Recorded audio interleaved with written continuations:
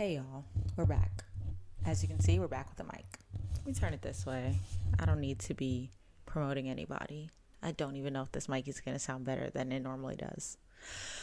But this is on because my husband's watching TV in the living room and I don't want any background noise. And I feel like there was some last time. But I ain't gonna lie, this week getting this video out was very hard. And low key, I'm behind, but I promised myself I was going to put a video out every month, and I'm keeping promises to myself this year. I'm building the habit of just because you don't think something is going to be perfect doesn't mean you shouldn't try.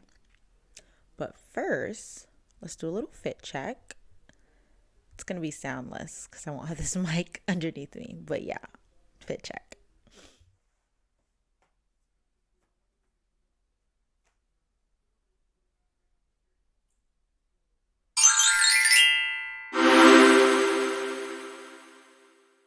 I just wanted to share my outfits. I love fashion. I want to find a way to incorporate it more into the channel and into my Instagram page. So we'll be doing fit checks. So the top is from this boutique near me in Oakland. It's called Proper Fashions Women's Boutique. The pants are from Gap. Pretty sure they're Gap Factory. I love them. They're so cute. Not flare. Boot cut is my girl. It suits my body so well. So we love all of that. And the jewelry is from a mix of places. One is from childhood. Another is the best friend necklace that my friends and I all have. And the pearl necklace is from ASOS. The bracelet is family heirloom from my aunt, so we're starting a new tradition. And the ring is from my man. Okay, no, but let's get into the video. So we're in episode 2 of Life Lessons with Kristen, and today's lessons are from teen years. And the reason why this month's video was so hard is because I honestly deleted the memory of my teen years from, I forgot. My earrings are from my mother-in-law. Okay. I honestly deleted the memory of my teen years due to stress. High school was stressful. I know a lot of people had fun in high school, but I did not. I was working with no pay. I was going to bed at 2 a.m. and waking up at 5 a.m. because I lived in Queens and went to school in Harlem. I was on the train for an hour and a half going and coming for high school. I had gym at 8 a.m. and if I didn't run a mile, I could have failed. High school was work for me. And really, it was the first time when I realized I wasn't naturally good at school, and that was hard. And though I had some fun, high school was stressful, and that was 14 to 18. Pre-high school, which is what, 13,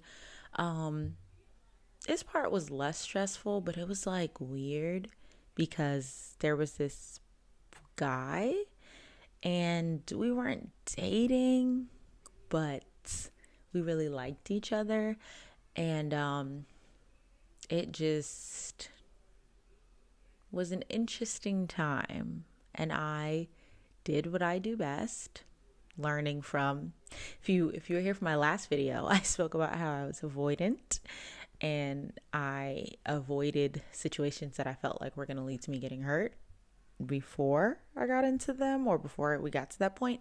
So I kind of broke that off, which in theory I shouldn't have, but I'm glad I did because it led me to my husband. So it all worked out the way it's supposed to work out. But so there weren't anything that was so spectacular about my teen years that really makes me be like, yes, I need to keep these memories. So from 13 to about 18, it's all quite a blur. And so that's why it was really hard for me to make this video, because I didn't know what to say. I'm like, what's actually meaningful? What do I feel like people can gain from my life? A lesson or an experience that might help them learn something and apply it to their lives. And there's one thing, there's two things, but one main thing. And so we can get into those. The first one is nothing in life is given to you. I learned this the hard way. Like I said, coming up, I thought I was smart. And to be honest, I was. I was always in the top classes. I always got good grades. I was always really liked by my teachers. But then I got to a high school. In New York, we have this thing called specialized high schools. And so I took an exam and got into the school that I chose, which is the High School for Math, Science, and Engineering at City College, New York. And go Beavers. Wow, I'm so tripping. That was not even my mascot. That was the mascot of the college. Go Dragons. Yeah, exactly. Brain mixes up all of the details from 14 to 18. I was around a bunch of smart children. So me being smart was like, whoop did he do?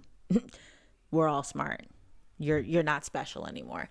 And that was weird as a teenager trying to navigate being a teenager, hormones, finding out who you are, your personality, while also having to face the fact that a part of who you thought you were, a smart person, top of the class, is no longer a self-evident truth.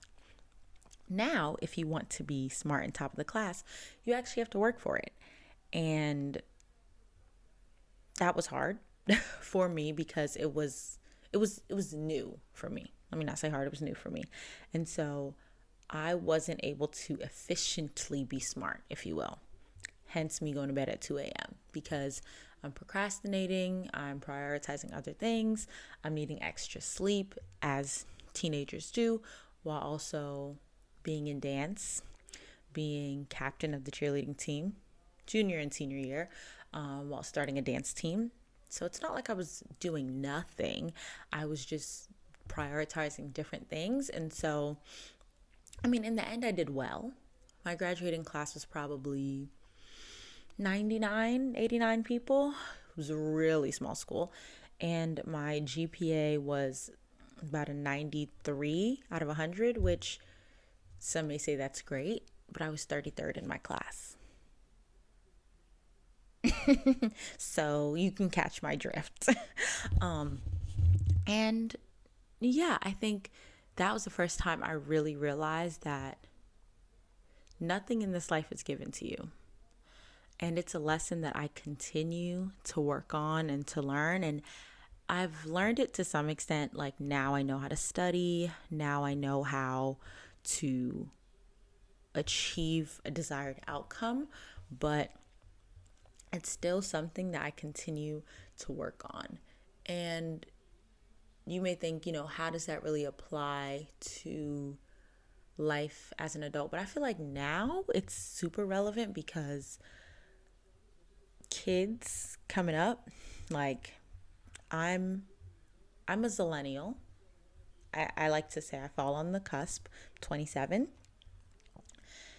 Children that are younger than me or young adults that are younger than me, I think oftentimes want to find the easiest way to get something done. And I can relate to that. I can be very innovative when it comes to finding the easiest way to do something or the most efficient way to do something. But what I'm learning is because people older than me, and when I was looking for jobs, when I had first gotten to the job market, it was really, how much experience do you have? How much experience do you have? And I'm like, I got 2 degrees. Like, I've been doing some things. You know what I'm saying? And there is nothing, or I should say, what I've learned is that there's nothing that can replace or supersede experience. And I only know that now by having experience in my profession. And I've been in it almost 3 years. And when I started to where I am now, I still have those 2 degrees. But that experience that I've gained by doing the work, by doing the things that I want to be good at, There's nothing that can replace that. And another thing is that you have to be comfortable being bad at something, which is still hard for me, which is why it was hard for me to make this video, because I'm like, I don't know that I can put out a quality video that I'll be super proud of, because I don't even feel like I can pull together a string of thoughts relating to this topic. But I'm putting myself out here and I'm continuing to push forward despite feeling like I don't really know what I'm doing, because this is a necessary step in the journey.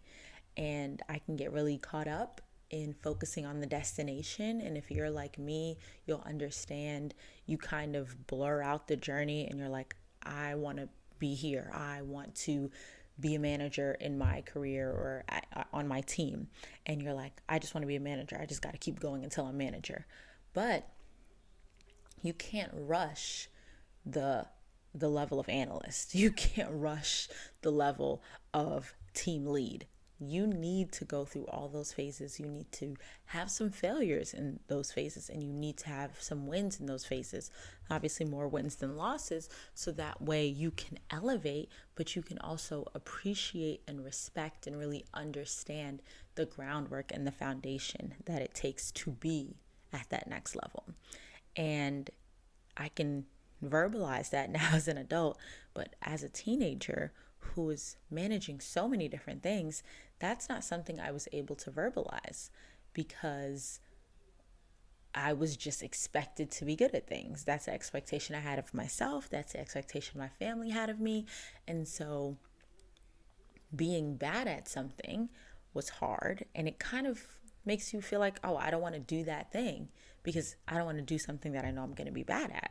I want to do the things that I know I'm going to be good at so I can keep being good at them, which, sure, there's going to be things that you're naturally good at, you have an affinity for, and do those things by all means. I did them. I did dance, I did cheer, and I loved it. I was great at it.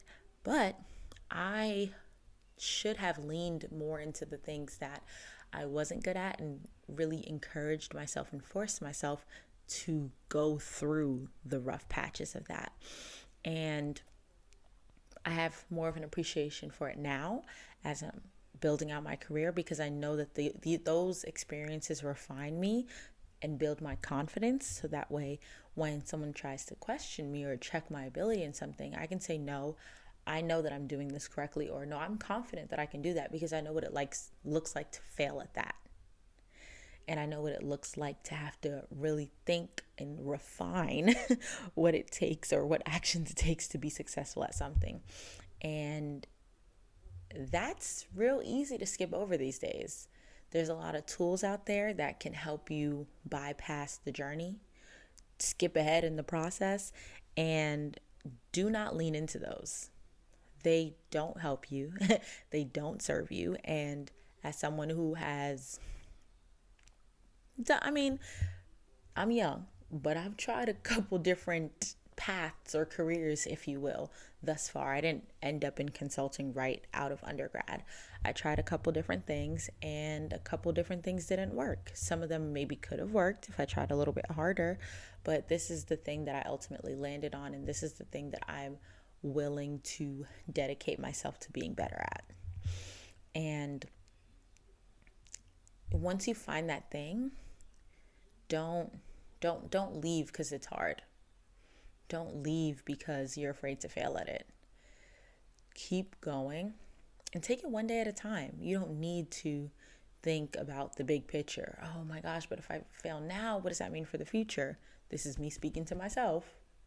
If you're like me, I'm speaking to you too. But don't think, oh, if I fail now, then how bad am I going to be in the future? Just think, okay, I don't get it right now. Ask for help. It's okay to ask for help, no matter what level you're at. If you don't understand something, get clarity, because there's no way you'll get better at something. And if you keep kind of allowing yourself to just only focus on the things you're really good at, you won't build the muscle of learning and upskilling. And I feel like it's kind of hard to build your confidence in your own ability, not just in things. So like, I'm confident that I can dance, hands down. But Am I confident that I can learn something? Sometimes I'm not. Sometimes I'm like, I don't know. But by doing it, by allowing myself to go through the journey and experience the tough times, I actually don't really know how to do this. Let me look it up. Let me ask my subject matter experts. Let me ask my colleagues. Let me ask my friends. Let me use some of those tools to really understand it. And then you can really master your craft. And I think we're losing a lot of that in society. We're not really honing in on craftsmanship and expertise. And the people who are craftsmen and the people who are experts have failed. They've been novices, they've been students, but you don't get to skip the novice phase. You don't get to skip the student phase and go to the expert phase or go to the master phase. You have to go through those early stages to really learn. And so I think that's the first thing that my teen years exposed me to. I don't want to say I really learned that lesson then, and it's similar to my first life lesson, but you can really understand what you've been through after you sit back and reflect on it. And that's why I really like this series, because it allows me to sit back and reflect on my life. And then the second thing is that, and this is kind of like a bonus lesson.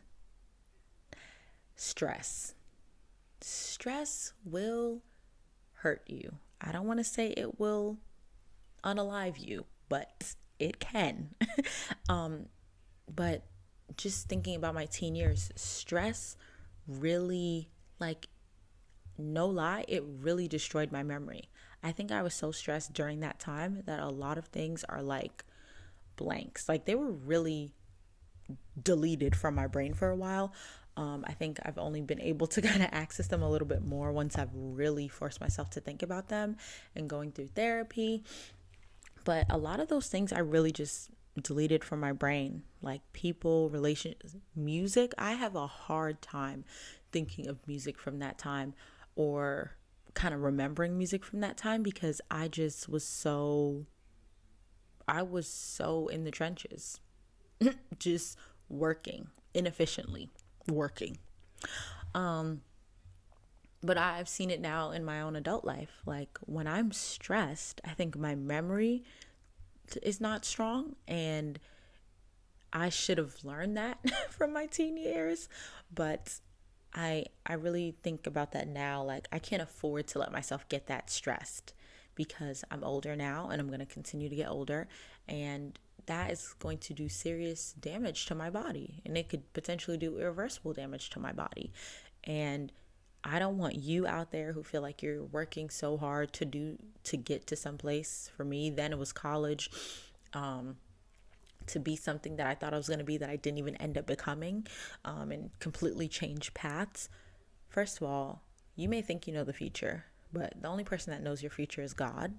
And you have to trust him ultimately, because his plan for your life is far greater than any plan you could ever have for your own life.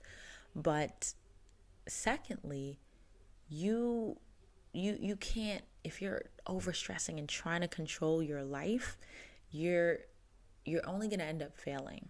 And it may not be right away, but down the road you'll realize, was it worth it? Was it worth it? For me, was it worth it? No. No, it worked out because that was my path and that was my journey, and that's what was supposed to happen for me. But would I have done things differently? Yeah, because I was, like I said, working inefficiently. I was probably procrastinating, causing me to lose out on sleep, no sleep as a teenager, being stressed in school for 7 hours a day, 8 to 3:30, traveling 3 hours a day. Now it's 10 hours out of the house, and then I still need to come home, do 3-4 hours worth of homework. If I had just focused on getting tutoring, getting help, and really understanding the material instead of having to mull over it for hours on end, I probably would have had a more enjoyable teenage life, but I didn't. And now, as an adult, I don't want to get caught up stressing over work, because my job can be stressful at times. when I know better. I know that I can put my control in God. I know that I can put my trust in God and let Him control my life. And I don't need to be stressed about things like that. Like, I don't need to over index on what's the next step in my career. I really want to be manager. I need to do everything. I need to do everything. I need to control everything. No. Stay in this moment. Be grateful for this moment. Be appreciative of this moment. Work hard to honor my Father up in heaven, and He will handle the rest. And don't try to find shortcuts. You can't. There's no shortcuts in life. You have to do the work. You have to do the work. And once you do the work, then you can be gifted and honored with the places that you want to be. But you can't skip the hard part. You have to do the work. And you don't need to stress about doing the work because you can't avoid it. Embrace the journey, embrace the work, okay? Nothing in this life is going to come easy. Embrace what you need to do, because when you get to that point, you'll be so grateful that you did the work, that you really earned your spot there, that you really are worthy of this position, that you really are deserving of the blessings that you're receiving, you know? And I think that is really what I want to convey. I'm just laughing because when I started this, I was like, I don't know what I want to say, or I don't know how best to say it, but I think that by starting and just doing it, it really came to me. And so this video may be shorter than normal, but I think that's okay. I hope that you connected to this. And if you did, let me know in the comments down below if you've ever had a journey that you tried to sidestep and you kind of get placed right back there, or if you tried to find a shortcut and did it work out. Maybe you found the shortcut and it worked out. I'd love to hear what your story is. And if you have also experienced a time where you really just had to be in the midst of the journey, be in the midst of the struggle, and you came out on the other end, I'd love to know. So thank you for tuning in again. I appreciate it so much. I see the comments. I see, people who share it, and people who message me on the side and tell me they like my video.